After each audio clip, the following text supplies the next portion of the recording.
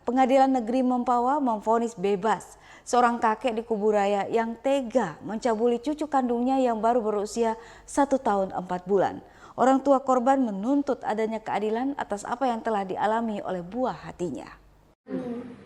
Pengadilan Negeri Mempawah memvonis bebas seorang kakek berusia 60 tahun berinisial BH bin BL, warga Kabupaten Kuburaya, dalam kasus asusila yang dilakukannya terhadap cucunya sendiri pada 11 Februari 2025 lalu.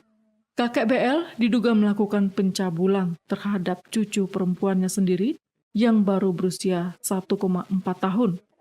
Perbuatan bejat itu dilakukannya pada saat cucunya dititipkan untuk dijaga oleh kakek, karena sang ibu harus mengajar dan sebagai kepala sekolah di salah satu sekolah yang setara dengan sekolah dasar.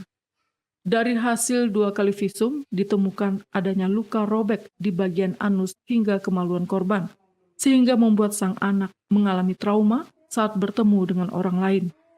Akibat luka yang diderita, sang anak juga merasakan sakit saat hendak buang air kecil maupun besar.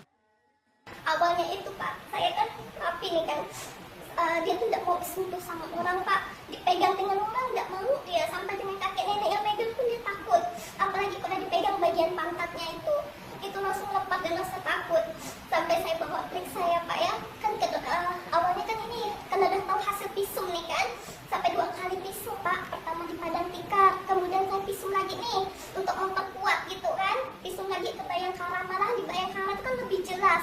Jadi dah tahu hasil visum itu terdapat luka robekan, saya bawa ke dokter kan, diberi obat. Nah itu saat waktu periksa sama dokter itu anak udah ketakutan dah, lepar-lepar dan dia mau seperti apa gitu. Jadi kata dokter itu terapi sama dokter Mardian kemarin di RC kan, tenang Bu, dibawa tenang, suruh tenang, diberikan obat. Nah setiap dia BAB itu keluar darah tuh, waktu awal-awal kejadian kan 1 minggu tuh. Asal BAB keluar darah, jadi anak tuh takut untuk BAB. Itu terapi juga tuh, sampai berobat lagi ke dokter Mardian. Kalau ada uang kan ada gitu kan, nah kalau nggak ada kan ya kita ke puskesmas gitu kan. Nah itu lumayan juga biayanya, lebih dari 2 jutaan hanya untuk berobat bolak-balik gitu kan. Nah itu saya mintakan sama bapaknya, kata bapaknya nggak ada uang, dia nggak kerja, alasannya seperti itu. Dan dia tuh bilang, oh ini bukan karena itu, mungkin karena lain sakitnya. Padahal udah jelas, sampai saya kirimkan videonya. Ini anakmu ini benar, yang diomongkan Husein itu benar. Ada luka di pantatnya, sama seperti yang ceritakan Husein. Tapi dia bilang, ini bukan, masih dibilang salah. Dia bilang, ini bukan karena akibat luka itu, luka yang lain.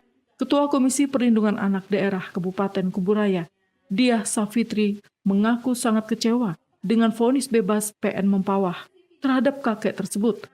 Terlebih selama ini, kasus anak tidak pernah sampai divonis bebas. Menurut dia, vonis yang diberikan juga tidak masuk akal. Pasalnya, abang korban yang berusia 3 tahun enggan berbicara saat di persidangan. Kami sudah mendampingi dan mengawal kasus ini hingga kami merekomendasikan kepada pemerintah daerah, khususnya Dinas Terkait dan DP3KB UPTD untuk melakukan pendampingan psikologi. Nah, sudah dilakukan juga lapsos oleh teman-teman kita dari pekerja sosial dari Kementerian Sosial. Nah, proses itu sudah berjalan dengan sangat baik menurut kami. Karena sesuai dengan tupoksi Komisi Perlindungan Anak Kabupaten Kuburaya adalah pengawasan dan pemantauan. Nah, hinggalah sampai ke kejaksaan. Berarti kan sudah lengkap nih, kan begitu ya, sudah P21 bahasanya seperti itu. Nah itu sudah kita kawal, kita juga koordinasi dengan jaksanya. Hinggalah jadwal proses persidangan. Nah itu memang undangan jam 10 pagi, saya koordinasi dengan jaksanya, mohon untuk tepat waktu pada saat itu. Karena kami membawa korban 1,4 bulan, 1 tahun 4 bulan, dan saksi adalah 3 tahun pada saat itu. Kami mohonkan untuk sidang dipercepat. Kami sudah sampaikan seperti itu. Nah, kami tiba di pengadilan itu sekitar jam 12 siang. Kami sudah berusaha untuk bicara kepada jaksa, untuk sampaikan kepada hakim, untuk secepatnya proses persidangan pada saat hari itu. Tetapi dengan alasan ngantri atau apapun itu, kita juga tidak secara langsung berbicara kepada hakim.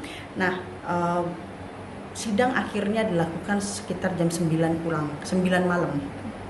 KPAD Kuburaya akan mendampingi korban dan akan melakukan upaya hukum lain dengan kasasi untuk mendapatkan keadilan hukum terhadap korban. Dika Febriawan, Ruai TV, mewartakan.